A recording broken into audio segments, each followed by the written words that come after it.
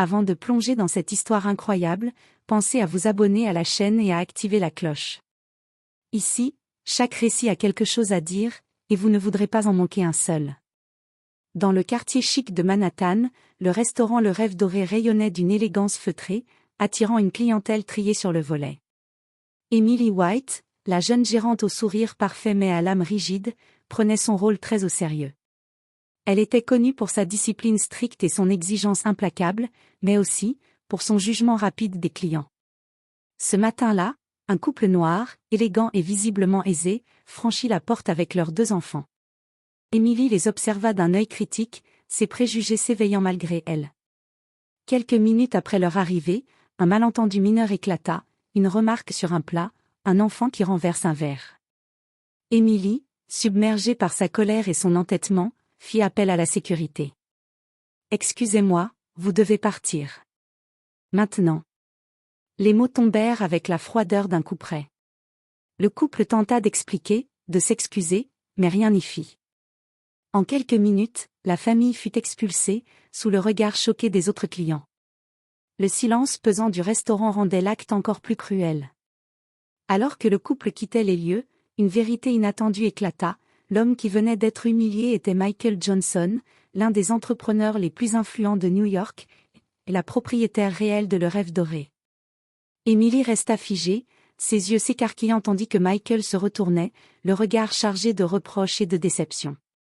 Ce qui avait commencé comme un acte de domination et de préjugés allait se transformer en une leçon d'humilité brutale. Emily venait de commettre l'erreur qui pourrait détruire sa carrière, sa réputation, et la respectabilité qu'elle croyait posséder. Le karma, parfois, frappe là où on s'y attend le moins. Emily White avait toujours pensé que gérer Le Rêve Doré faisait d'elle quelqu'un de respecté et puissant. Son autorité semblait incontestée, jusqu'au moment où Michael Johnson franchit à nouveau la porte du restaurant, cette fois accompagné de son avocat. Emily, occupée à superviser le service, ne le reconnut pas tout de suite. Mais lorsqu'il s'avança vers elle, le calme glacé de sa démarche contrastait avec l'air confiant qu'il dégageait. Il retira son manteau, posa sa mallette sur le comptoir, et la fixa.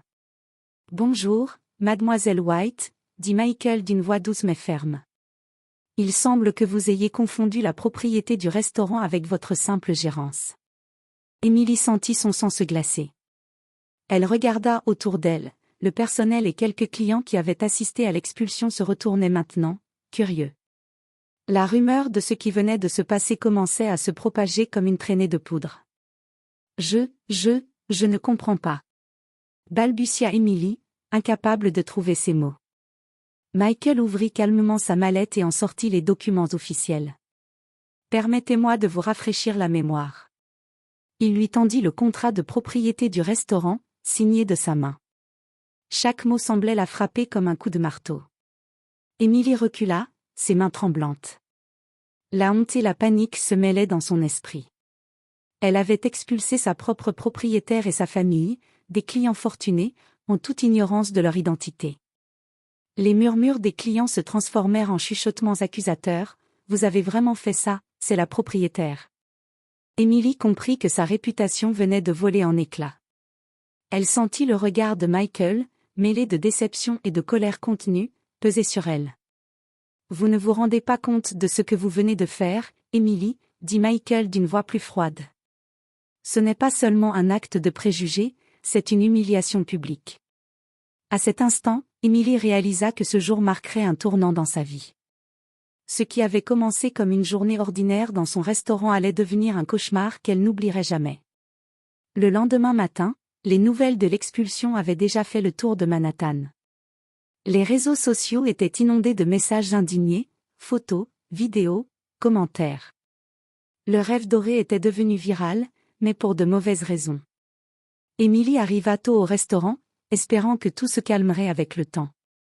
Elle ne savait pas encore que Michael Johnson avait pris les devants. Dès son arrivée, elle fut accueillie par un flot de journalistes et de photographes campés devant l'entrée. Des pancartes improvisées portaient des slogans comme « Justice pour les Johnson » et « Stop au racisme ». Le cœur battant, Emily tenta de passer discrètement, mais elle fut rapidement encerclée. Michael, calmement, sortit de sa voiture avec ses enfants, le visage impassible mais déterminé. Les caméras capturaient chaque geste. Emily White, dit-il d'une voix qui portait sur tout le parvis, vous avez expulsé ma famille hier. Et vous ne saviez même pas à qui vous aviez affaire. Emily sentit ses joues brûler de honte. Les murmures des journalistes se transformèrent en questions insistantes, puis en cris. Pourquoi avez-vous expulsé une famille noire? Connaissiez-vous la situation financière de cette famille? Comment pouvez-vous vous excuser pour cet acte? Elle bafouilla quelques mots maladroits, tentant de se défendre, mais rien ne parvenait à calmer la foule ni à réparer la gravité de son erreur. Michael, d'un geste mesuré, invita sa famille à entrer dans le restaurant. Les journalistes le suivirent, capturant chaque instant. À l'intérieur, Emily fut confrontée à la réalité de son humiliation. Les employés murmuraient entre eux, certains la regardant avec mépris. Michael se tourna vers elle, et son regard était implacable. « Vous pensez que vos excuses suffisent ?» demanda-t-il. « Vous avez blessé ma famille et terni votre réputation. Ce n'est pas seulement une leçon pour vous, c'est un rappel que les actions motivées par le préjugé ont des conséquences. » Emily sentit ses jambes fléchir. Pour la première fois, elle comprit que l'arrogance et le racisme qu'elle avait ignorés chez elle pouvaient détruire tout ce qu'elle croyait contrôler. Le silence pesant qui suivit ces mots laissa place à une vérité qu'elle ne pourrait jamais oublier, elle devait réparer ce qu'elle avait brisé, si c'était encore possible. Le regard froid et déterminé de Michael resta gravé dans sa mémoire. Elle savait qu'il n'était pas là pour la punir gratuitement, mais pour lui montrer ce que signifie l'injustice.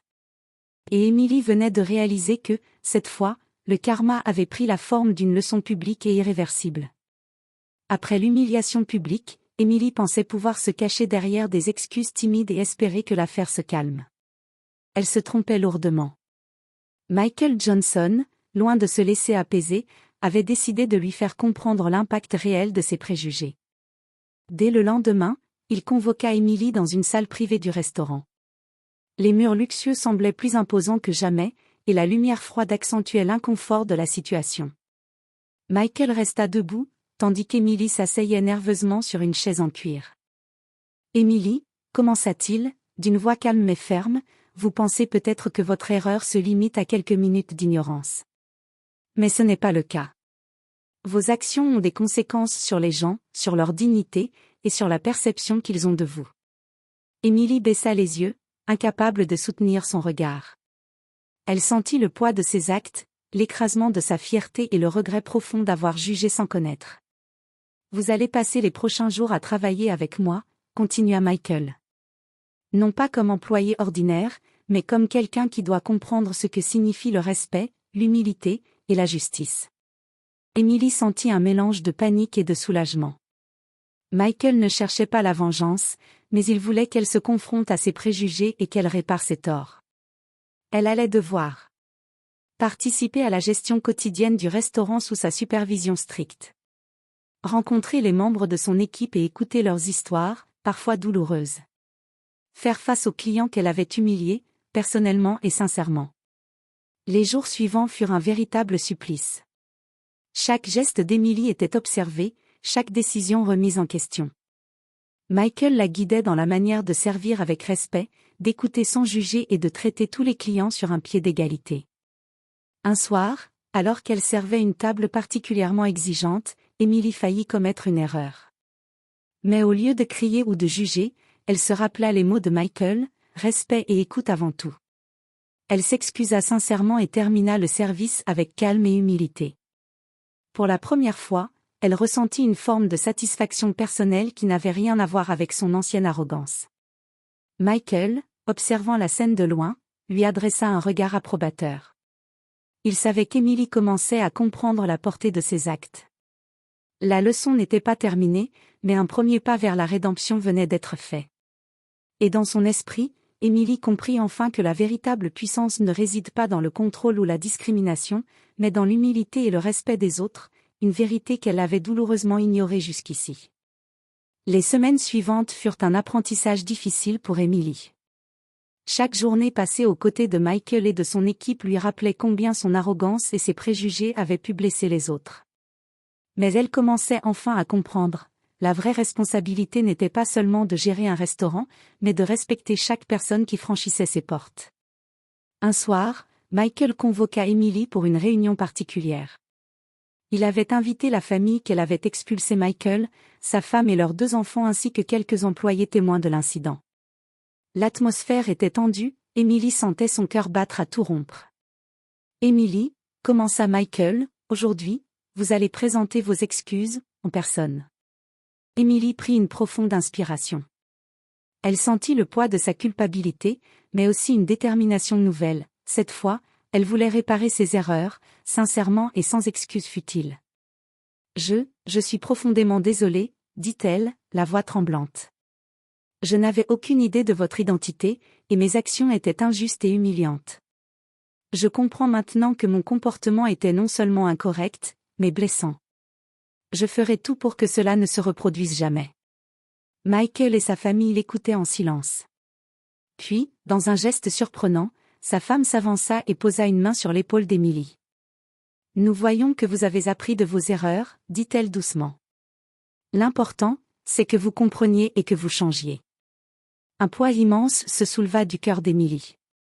Les larmes lui montèrent aux yeux, mélange de honte, de soulagement et de gratitude. Michael, de son côté, la regarda avec un mélange de respect et de fermeté. « Vous avez encore du chemin à faire, dit-il, mais aujourd'hui, vous avez fait le premier pas vers la rédemption. » À partir de ce jour, Emily s'engagea à transformer le rêve doré en un lieu où chaque client, peu importe son origine, se sentirait respecté et valorisé. Sa carrière, autrefois marquée par l'arrogance, devint un exemple de transformation et d'apprentissage. Et Michael ?